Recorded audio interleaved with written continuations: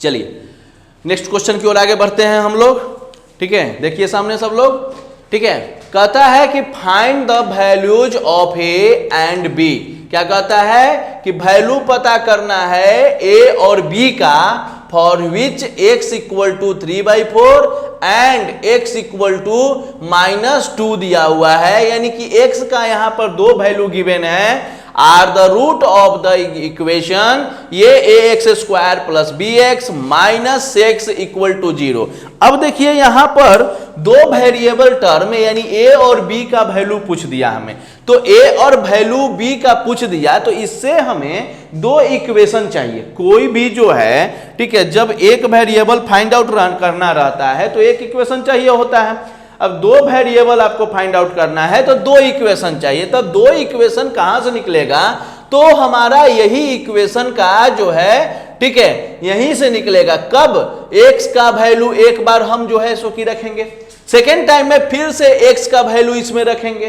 ठीक है, उसके बाद लीनियर इक्वेशन का, ठीक है, को अप्लाई कर करके उसके बाद हम उसका आंसर a एंड b को फाइंड आउट करेंगे। तो अब देखिए मेरा मेन इक्वेशन क्या है, हमारा ax², ठीक है, plus bx minus 6 equal to 0। ठीक है, जो देखिए put the value of x equal to 3/4, यानी एक बार x का वैल्यू 3/4 हम पुट करते हैं तो हमारा एक इक्वेशन सामने आ जाएगा। यहां पर देखिए a की जगह पर क्या a की जगह नहीं, x की जगह पे रखेंगे ना, तो a 3/4 का square plus b 3/4 minus 6 equal to 0। Clear है? तो 3 3 जा क्या हो जाएगा, 9a डिवाइडेड बाई 9 4 4 जा 16 plus 3b/4 minus 6 equal to 0 हो गया हमारा। अब देखिए यहां से इसका एलसीएम लेंगे तो 16 आएगा, तो 9a प्लस 4 4 जा 16 और 4 आया, 4 से ऊपर में मल्टीप्लाई होगा न्यूमरेटर में, 4 3 जा 12, क्या हो जाएगा b, और यहां पर फिर माइनस, यहां पर कुछ नहीं है नीचे में, तो क्या है 1 है, तो 1 से डिवाइड कीजिएगा 16 में, तो 16 से 6 में मल्टीप्लाई कीजिएगा तो क्या हो जाएगा 6 6 जा 36, 6 हुआ और 3, ठीक है, और सॉरी 6 और 3 क्या हो जाएगा यहां पे 9 हो जाएगा ना। ठीक है, 16 6 जा 96 इक्वल टू क्या हो जाएगा हमारा 0। अब यहां पर देखिए ये 16 जो है यहां डिवाइड में है, ये इधर जाके मल्टीप्लाई में होगा, तो आपका क्या आ जाएगा 9a plus 12b minus 96 equal to 0। अब देखिए इसको थोड़ा सा छोटा भी कर सकते हैं। ठीक है, तो क्या कॉमन इसमें से आ सकता है, तो 3 अगर कॉमन ले लेते हैं तो क्या आ जाएगा 3a प्लस 4b माइनस 3 3 जा 9 3 2 जा 6। ठीक है, 3 2 3 जा 9 हो गया, 3 2 जा 6 हो गया, इक्वल टू हमारा 0 हो गया। ठीक है, या अब ये देखिए, अब ये 3 है मल्टीप्लाई में, इधर आएगा तो क्या हो जाएगा डिवाइड में, यानी 0/3 क्या हो जाएगा 0। तो क्या हो गया हमारा 3a plus 4b minus 32 equal to 0। ये हमारा इक्वेशन 1 आ गया। ठीक है, तो सिमिलरली जो है उसी प्रकार से इक्वेशन 2 आपको चाहिए होगा, क्योंकि दो वेरिएबल है और दो इक्वेशन हमें चाहिए। ठीक है, तो फिर से वही करेंगे ax² plus bx minus 6 equal to 0। ठीक है, अब यहां पर पुट द वैल्यू ऑफ क्या करेंगे, put the value of x equal to -2, दूसरा हमारा क्या था -2, पहला 3/4 करके इक्वेशन निकाले, अब x इक्वल टू -2 यहां से, ठीक है, इसमें पुट करेंगे, उसके बाद सेकेंड इक्वेशन हमें मिलेगा। ठीक है, तो रखिए यहां पे a -2 का square plus b into -2 minus 6 equal to 0, क्या हो जाएगा 2 2 जा 4, और साइन का जो है सो कि हो गया है, पावर में जो है इवन है। ठीक है, तो पावर में जब इवन है तो यहां पर पॉजिटिव टर्म हमारा आएगा, तो क्या हो जाएगा 4a माइनस, अब यहां पर देखिए प्लस माइनस 2b, और यहां पर माइनस क्या हो गया 6 हो गया हमारा।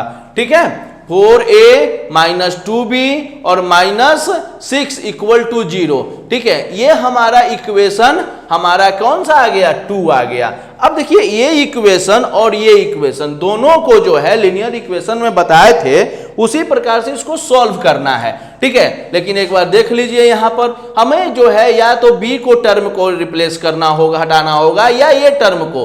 तो b टर्म को रिप्लेस करना आसान है। तो यहां पर देखिए क्या है, ये 2b है और यहां 4b है। अगर इसमें हम 2b क्या कर देते हैं, ठीक है, 2 से मल्टीप्लाई इसमें कर देते हैं तो ये 4b हो जाएगा, और यहां 4b प्लस में और यहां 4b हमारा माइनस में, और दोनों जो है सो कि क्या हो जाएगा, एक दूसरे से कट जाएगा। ठीक है, तो यहां पर देखिए क्या लिखेंगे, ऐड इक्वेशन 1, ठीक है, एंड इक्वेशन 2 मल्टीप्लाई 2। यानी कहने का मतलब है इक्वेशन 1 और 2 को हम ऐड करेंगे, लेकिन इक्वेशन 2 में 2 से मल्टीप्लाई करते हुए, इक्वेशन 2 में 2 से मल्टीप्लाई करते हुए इक्वेशन 1 के साथ ऐड करेंगे। तो इक्वेशन 1 में तो मल्टीप्लाई करना नहीं है, तो इसको लिख देंगे यहां पे। तो क्या हो जाएगा, ये 3a plus 4b minus 32 equal to 0, और यहां पर से जो है क्या हो जाएगा, 2 से मल्टीप्लाई करना है इसमें, तो 4 2 जा 8a माइनस 4b, और यहां पर क्या हो जाएगा, 6 2 जा 12 और 0 हो जाएगा हमारा। अब यहां पर देखिए ये प्लस और ये माइनस दोनों हट गया।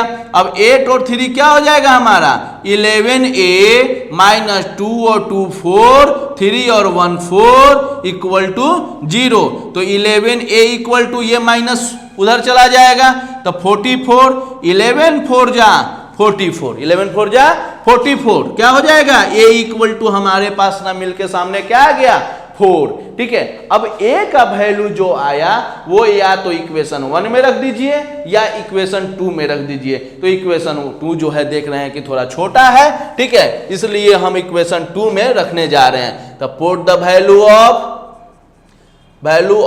a इन इक्वेशन 2 में रख रहे हैं हम इस वैल्यू को। ठीक है, तो क्या हो जाएगा, 4a minus 2b minus 6 equal to 0 है हमारे पास गिवेन। तब 4 इंटू 4 माइनस a की जगह पे 4 था, 4 हमने रख दिया, माइनस 2b और यहां पे क्या हो जाएगा, माइनस 6 इक्वल टू 0।